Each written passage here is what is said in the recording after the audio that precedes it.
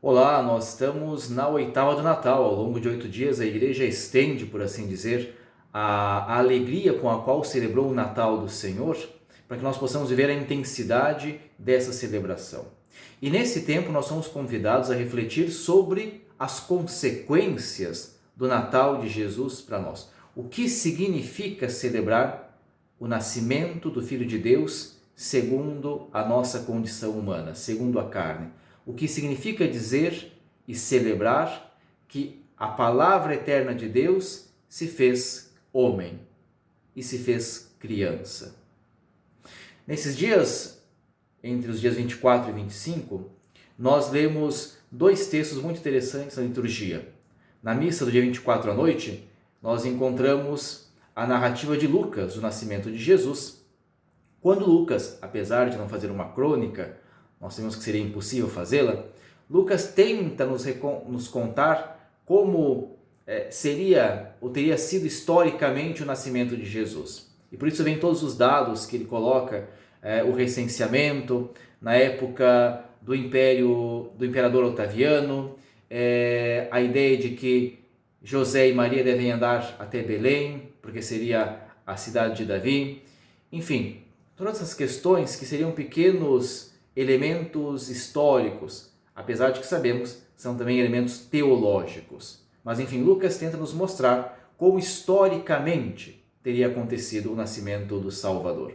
Enquanto que João, texto que nós lemos no dia 25 na missa do dia, João nos traz no seu prólogo a ideia do Verbo eterno. Ele retoma o Antigo Testamento, quando lá no princípio Deus cria tudo pela sua palavra, e começa o seu evangelho dizendo: no princípio era o Verbo, e o Verbo estava voltado para Deus, e o Verbo era Deus. E o prólogo tem o seu centro, lá no versículo 14, quando João diz: e o Verbo se fez carne e habitou entre nós. Quer dizer, uma página de teologia diversa da teologia que nós encontramos em Lucas, mas sempre contemplando o mistério da encarnação. E aqui usa a expressão mistério para dizer que é uma realidade que nós não podemos esgotar com a nossa racionalidade. Podemos tentar expressar, mas nunca esgotar. Mas qual é a consequência mais imediata que nós temos da celebração do Natal? O desafio que Deus faz às nossas lógicas de poder. Quer dizer, quando nós afirmamos que Deus, o Verbo eterno, a segunda pessoa da Santíssima Trindade, se encarnou, ou seja, assumiu a condição humana, histórica, na sua concretude, e se fez homem, naquela criança que não encontrou espaço entre nós, mas foi colocado em uma manjedoura, nós estamos dizendo que Deus esvaziou-se completamente de poder. Deus abandonou qualquer tipo de lógica de poder. São Paulo fala da kenosis, essa descida constante de Deus, ou esse esvaziamento de Deus em direção à humanidade. Esse esvaziamento tem consequências lógicas profundas para nós, porque arranca ou deve arrancar de nós, como humanidade, mas de modo particular como discípulos, como cristãos, as lógicas de domínio e de poder. Quer dizer, se existe alguma coisa que é profundamente contrária ao Evangelho, é a lógica do poder. É a ideia de que nós precisamos de poder para dominar, para conquistar, para nos impormos. Jesus abandona qualquer lógica de poder e nós, quando olhamos aquela criança na manjedoura, olhamos para um Deus fragilizado, um Deus que se faz frágil, que se faz pequeno.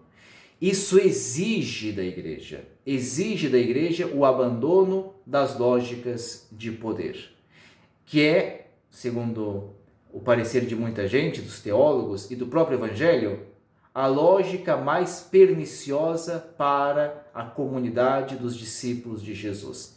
Enquanto nós não resolvermos, dentro da comunidade cristã, da comunidade de igreja, as lógicas e disputas de poder, nós sempre estaremos arriscando colocar o Evangelho de lado.